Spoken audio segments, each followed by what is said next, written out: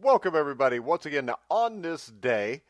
I am your host for On This Day, Mike Goodpaster on the Gruely True Sports Network. I want to wish everybody a happy New Year's.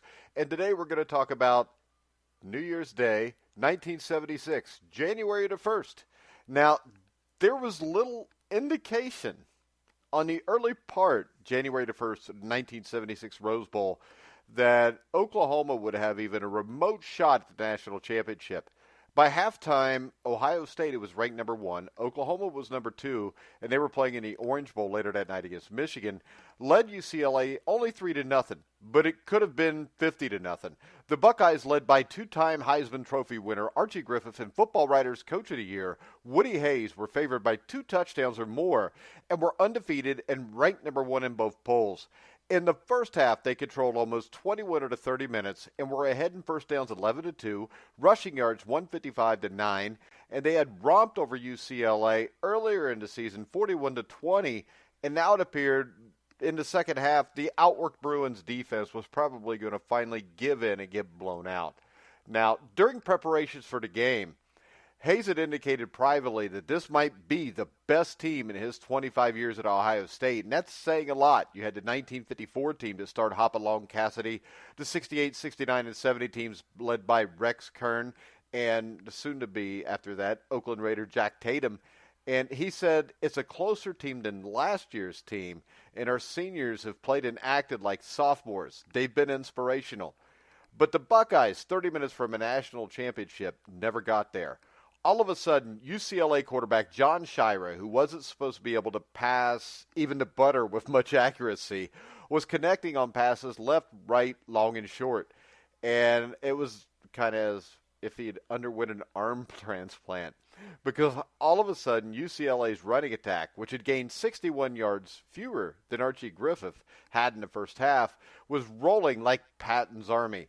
And with 8 seconds to go, the Bruins had the game won 23-10 and were running out the clock near the south end zone when Hayes sadly walked directly across the field to congratulate UCLA's Dick Vermeil, who was a young man who had thoroughly outcoached him. Now, you might ask, what did UCLA do at halftime to change things around so surprisingly? And Bruins nose guard Cliff Frazier made the comment that we just came in, ate a little raw meat, and spread some gunpowder on everybody's dish. He'd probably get in trouble for saying stuff like that nowadays. But in fact, it was less emotional, more technical. Ohio State feared UCLA's veer option, in which Shira would run the ball himself or pitch out at the last minute to speedster Wendell Tyler.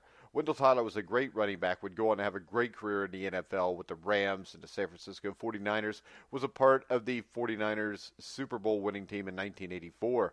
So the Buckeye staff came up with a radical plan.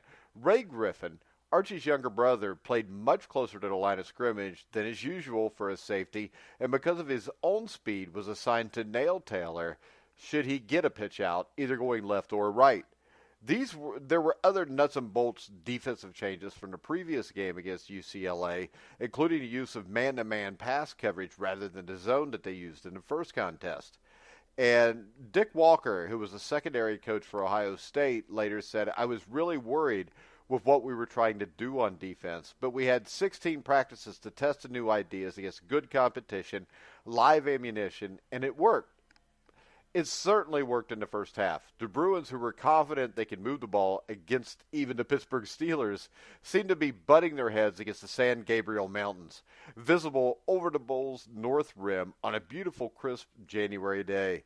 Now, 3 times UCLA had to punt, and on the 4th possession, a long Shira pass up the middle was intercepted by a diving Bruce Roll. When UCLA finally got its first down near the half's end and managed to stick its big toe into Buckeyes territory finally, the drive was killed when sophomore tackle Eddie Beeman sacked Shira for an 8-yard loss. But somehow Ohio State couldn't cash in on this offensively. Some of its inability to do so was caused by UCLA's improved defense and some of it by the inept play of Ohio State quarterback Cornelius Green, who had been the MVP in the Rose Bowl in 1974, and that season he was the MVP of the entire Big Ten. And although it didn't seem to affect him much, Archie Griffin broke a bone in his left hand on the third play of this game. Now, Ohio State took the opening kickoff and marched smartly down the field to the UCLA 25-yard line. Tom Clavin kicked a 42-yard field goal for a 3-0 lead. Nothing much went right on offense after that. With 4th and 2 on UCLA 33, Green opted to pass rather than to give to Griffith or his human tank, fullback Pete Johnson. The pass was incomplete, an offensive pass interference penalty, and a Green fumble to kill 2 other drives. For his part, even though his offense had been completely bottled up, Coach Vermeil was not worried at halftime. He had been notably more in control of himself in this, his second season as a head coach, and his confidence had influenced the team. It was probably a sign of his determined approach to this game when his players staged a mini revolt during Rose Bowl preparation and complained to who was working them too hard. Quarterback Shira later said, "We thought it was going to be a piece of cake. We thought it would be parties, bows, and good times. I think we acted a little bit childish. We felt we might have been working a bit too hard. We thought it should be more fun."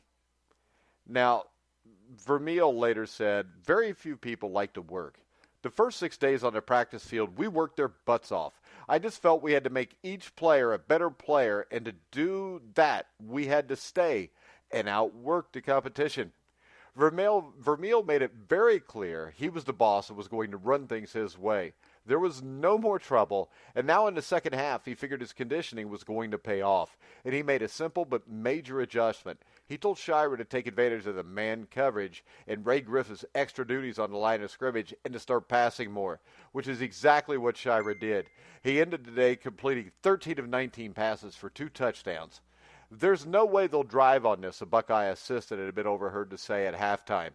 But UCLA took the second-half kickoff and marched 62 yards down the field to set up a Brett White score-tying 33-yard field goal.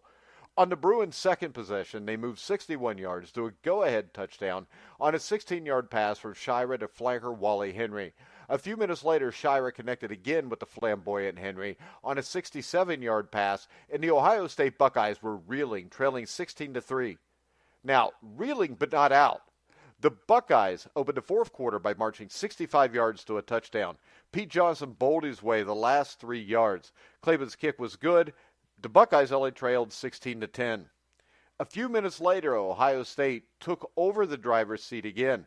A Shira pass was picked off by Craig Cassidy, who was the son of Hopalong Cassidy, the great 1954 Ohio State Buckeye, and he took the ball from his own 24 all the way back to midfield, where he was knocked out of bounds and then hit again way late.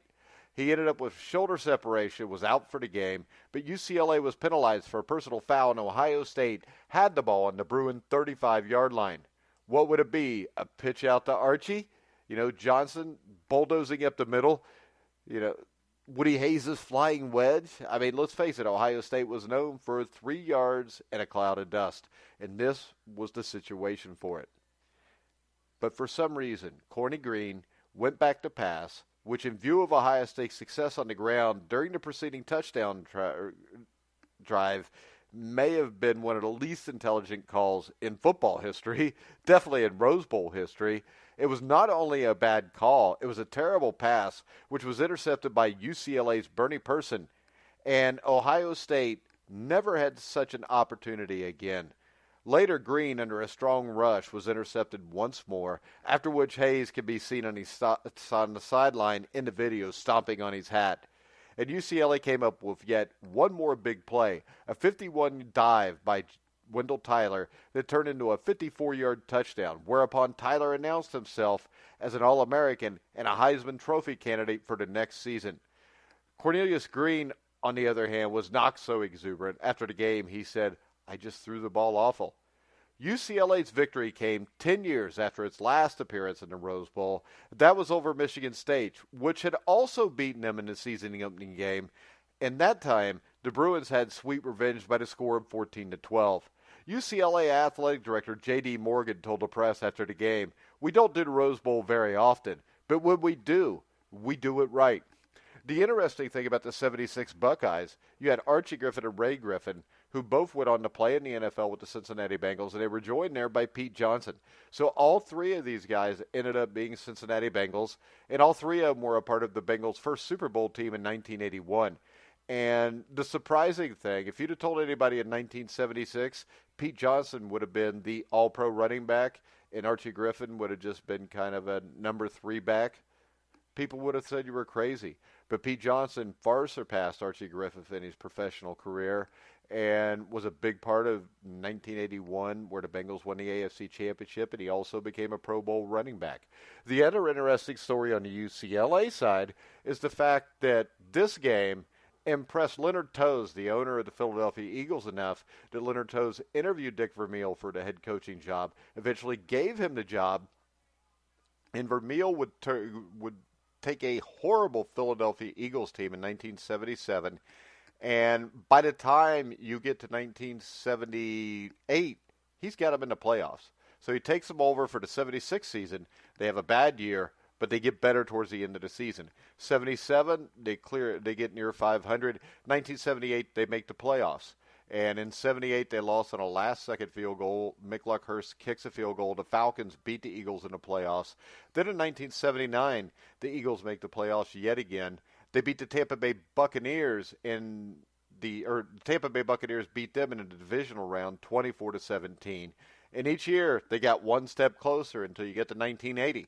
And in 1980, the Oakland Raiders actually made it to the Super Bowl, or the Philadelphia Eagles made it to the Super Bowl to play the Oakland Raiders. The Eagles started off by falling behind, I think it was 16-0 to the Vikings in the divisional playoffs, but came back and won 31-16. And then they dominated 20-7 the Dallas Cowboys in the NFC Championship game before coming up short against the Oakland Raiders in the Super Bowl. Vermeil would later go on in 1981 to lead the Eagles back to the playoffs, where they would get upset at home by the Philadelphia Eagles.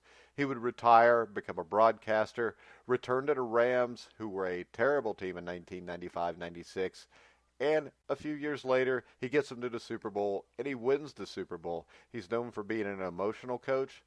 But if you can see from the adjustments in 1976, from losing 41-20 to winning the Rose Bowl just 3 or 4 months later, and then the turnarounds that he did in St. Louis with the Rams, and then earlier with the Eagles in Philadelphia, Dick Vermeil is an all-time legendary coach. So make sure you catch us every day on This Day on thegruelingtruth.com. Make sure you follow us on Twitter at GrillingTruth, and I will be back tomorrow with January the 2nd on this day. So for now, you've been listening to Mike Goodpaster on The Grueling Truth, where the legends speak.